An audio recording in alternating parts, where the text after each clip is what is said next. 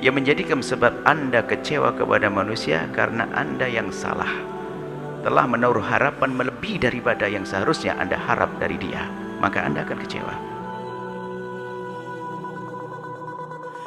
Karena Anda telah menaruh harapan yang lebih kepada seseorang, maka Anda bakal kecewa.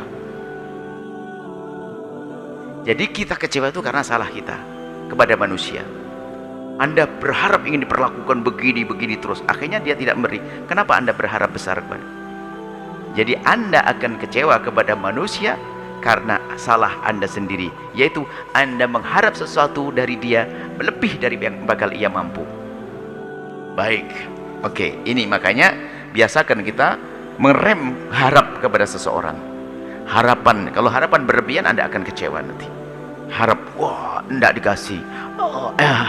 Saya pengen suami saya itu setiap hari senyum 4 kali, ternyata 2 kali. Anda juga marah nanti karena Anda berharap sesuatu. Jadi batasi harapan Anda kepada namanya manusia.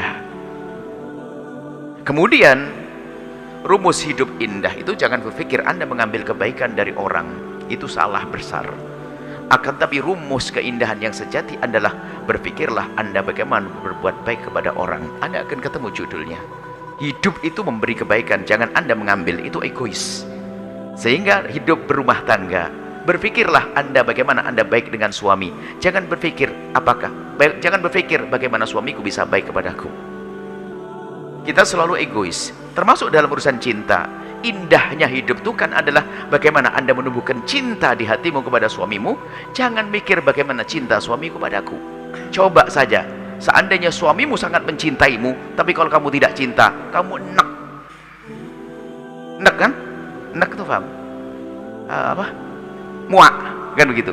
Ternyata semua dari kita. Kalau kita mencintai dia, dia nggak cinta, urusan dia yang capek. Saya mencintai Anda semuanya begini, enak. Anda mencintai enak. Makanya sakitnya hati itu di saat Anda sudah tidak punya cinta. Anda punya harapan tidak pada tempatnya. Berarti kita sendiri sebenarnya membuat kesusahan hidup itu. Nah, lalu bagaimana kisahnya? Anda perlu berbenah. Maksudnya pelan-pelan. Gampang kecewa, gampang tersinggung. Lah kok gampang tersinggung?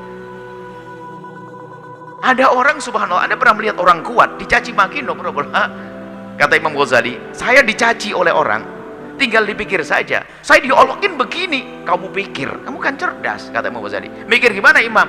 Kamu dibilang apa? Kau begini-begini, tinggal kau tanya, kau begitu enggak?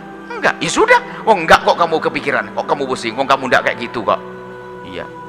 Kalau iya, ya sudah, apalagi kamu iya, ngapain pusing juga, memang kamu begitu kok. Nah, jadi begitu mudahnya kita. Makanya nanti sebelum itu membersih hati. Ada orang yang dikit-dikit marah, minta dikasih penghargaan, sebenarnya kotor jiwanya, sombong tersembunyi dalam hatinya. Gara-gara ke rumahnya nggak didudukkan di tempat yang salah, Ustadz dia marah.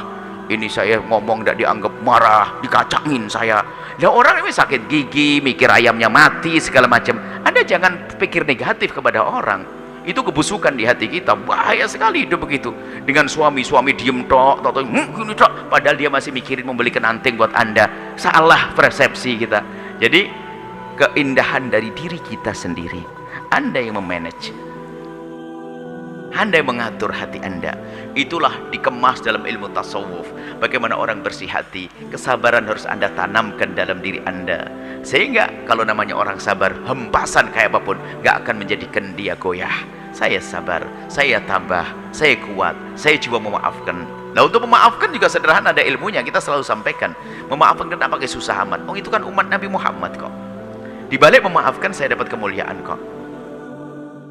Dan kalau kita berpikir antara memaafkan dengan dendam itu sakitan dendam.